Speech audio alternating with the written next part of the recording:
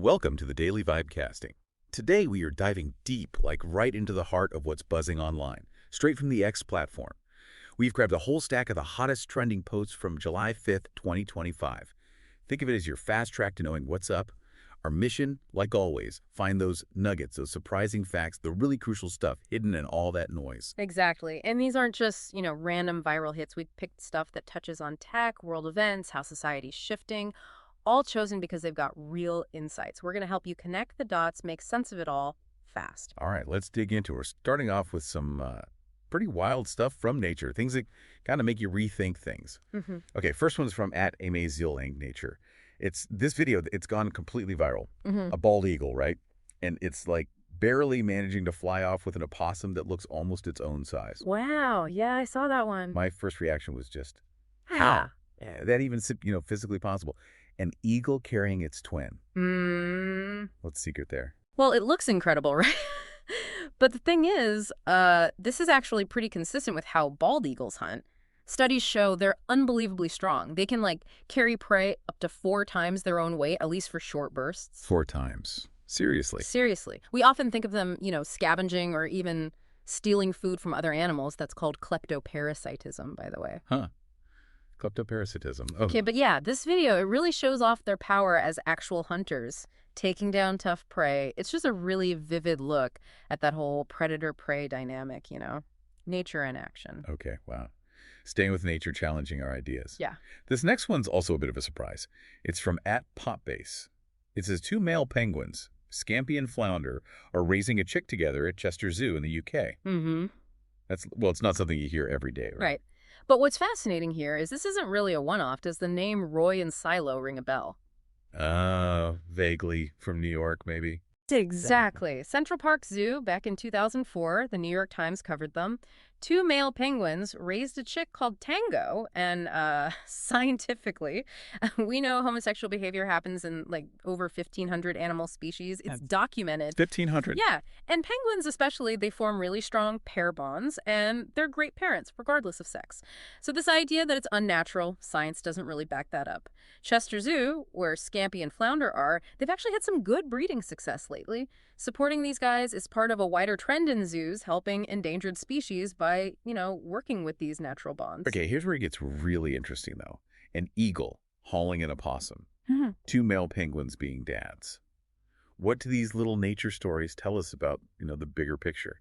Our own assumptions? Well, what's fascinating here is these observations, they really push back hard against conventional thinking. Not just about animals, but maybe, just maybe, about our own societal norms too. It just underscores how adaptable life is, how nature finds ways we might not expect. It kind of forces you to rethink what's normal or natural. That's a really good point. Okay, let's shift from the wild kingdom to the human world. Redefining success, modern life choices, that sort of thing. We got this post from @Dearson. It's pretty direct advice. Dear son, stack your money and act broke.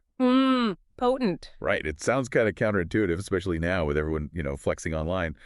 But clearly it resonated a lot. Oh, definitely. And the crucial insight here, this advice, it actually lines up perfectly with some serious economic research. A 2021 study found that people who save aggressively but keep it quiet, they end up with about 20% more wealth over a decade than the flashy types. 20% more. Just by being low-key. Yeah. Think about, historical figures. John D. Rockefeller, right? Mega rich, but famously frugal. And then you've got other research from 2023 suggesting that showing off your wealth often just means you spend more, rack up debt. It kind of undermines the whole goal. So act broke. There's wisdom there. It really flips that whole keeping up with the Joneses thing on its head. Okay, now for something a bit lighter but still kind of deep, this one's from @LiterallyMemoNabro. It contrasts, the traditional path engagement, marriage, kids with just being the cool uncle. And he uses James Bond scenes to illustrate. Yeah, I saw that. It's funny, but it taps into something real. We're seeing real shifts. Pew Research data shows the average age for getting married for the first time keeps climbing. By 2025, it's 30 for men, 28 for women in the U.S. People are waiting. Definitely delaying things. And culturally, there's this growing value placed on personal freedom, on experiences, maybe over the traditional family setup. Think about Bond. He's the ultimate symbol of independence, right? Adventure, no ties. That post kind of captures that alternative vision of a good life. So what does this all mean? If you're listening, How should you think about your own money, your own life path? Is it about the bank balance, the experiences, or something else? Well, if we connect this to the bigger picture, what we're seeing is this quiet evolution in what success even means. It's becoming less about just showing off wealth and more about internal freedom, whether that's financial independence you built quietly or the freedom to just design your own life, maybe one that looks more like Bond than, the standard script. It's about defining it for yourself. Defining it for yourself. I like that. Mm. Okay, let's pivot again. The digital age, AI, information, stuff that's everywhere now. Here's a big one from at Unusual Whales. It reports, ChatGPT can harm an individual's critical thinking over time, per MIT's Media Lab research. Oof. Yeah, that one made waves. Right. A pretty bold claim, especially since everyone's using these tools. What did MIT actually find? Should we be worried? It's a critical question, isn't it? How much do we lean on these tools? The MIT research, this was around June 2025, they basically found that when people relied heavily on ChatGPT for stuff like, say, writing SAT essays, their own cognitive effort seemed to decrease. Less originality, more just copying the AI. So less thinking for ourselves. Potentially. And interestingly, earlier work from the same lab linked heavy ChatGPT use to feeling more lonely. It reminds me, actually, of the whole calculator debate back in the 70s. Teachers worried kids would forget basic math. Mm-hmm. Yeah, I remember hearing about that. So we don't have, definitive long-term proof yet that it permanently damages critical thinking, but the concern is definitely there. It's growing. That is sobering. Is it just about thinking, though? Yeah. Or are there other ways AI might be, changing things for us? Oh, absolutely. It's about how we get information, how we make decisions, our sense of agency, maybe, which kind of leads into this next post. This one's from @LeadingReport. It claims, breaking! New York City reportedly had no shootings or murders on the 4th of July, the first in recorded history. Whoa. Okay, that sounds huge. Like incredibly good news if it's true. Monumental, right? For a city like New York. But is it true? What's the reality check here? Well, if we connect this to the broader context, it clashes pretty hard with the usual numbers. A 2023 study reported NYC averages something like 6 shootings and almost 1 murder per day, so 0 on a major holiday. That'd be massive. A huge drop. Now, NYPD stats do show violent crime trending down since 2022. Shootings were down 12% year-to-date by June 25. So there's positive movement.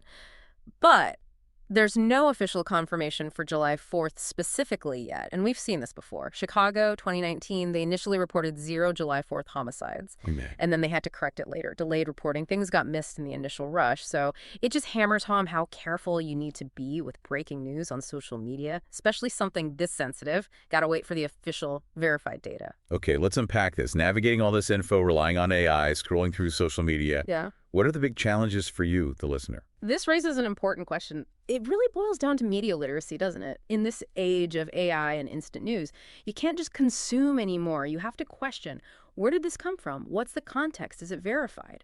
Both that AI research and the NYC crime report, they show how easily info can be, incomplete or misleading or even harmful if you don't think critically about it. Critical thinking is key. Got it. Yeah. All right, next up, current affairs, policy stuff. Yeah. And it gets heavy quick.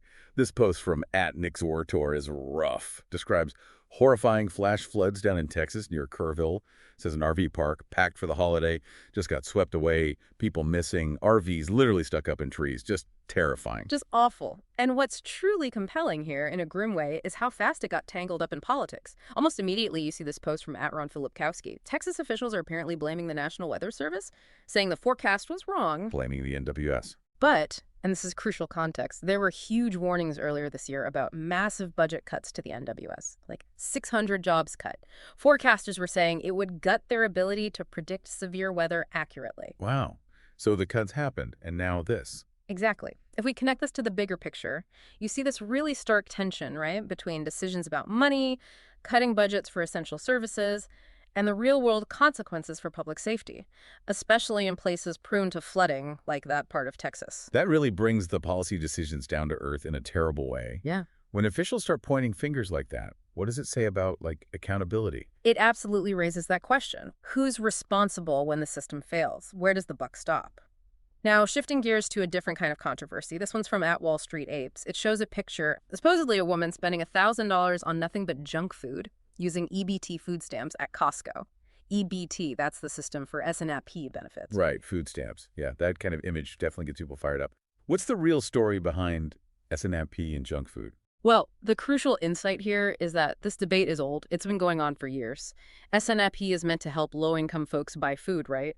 But the fact that you can buy things considered unhealthy sodas, chips, whatever, with those benefits, that's always been controversial. So people argue tax money shouldn't buy junk food. Exactly. And right now, there are pushes to cut SNAP like by nearly $300 billion.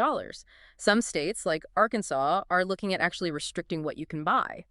Public health folks often argue that allowing these purchases just makes health problems like obesity worse, especially for low-income groups, and drives up healthcare costs down the line. That viral photo, whether it's typical or not, just throws fuel on that fire. Okay, here's where it gets really interesting. These decisions, funding weather services, rules for food aid, they get people directly. Affect safety, health, and it gets so politically charged. Absolutely. These aren't abstract debates. These are deeply human stories. Tragedy, inequality. They expose that direct, sometimes devastating link between policy talk and people's actual well-being. It forces us to ask, again, who's responsible when things go wrong for the most vulnerable? Heavy stuff. Okay, finally, let's look at the political landscape itself. Big news here. This is from @Spectator Index. Breaking. Elon Musk announces formation of the America Party. Whoa. Yeah.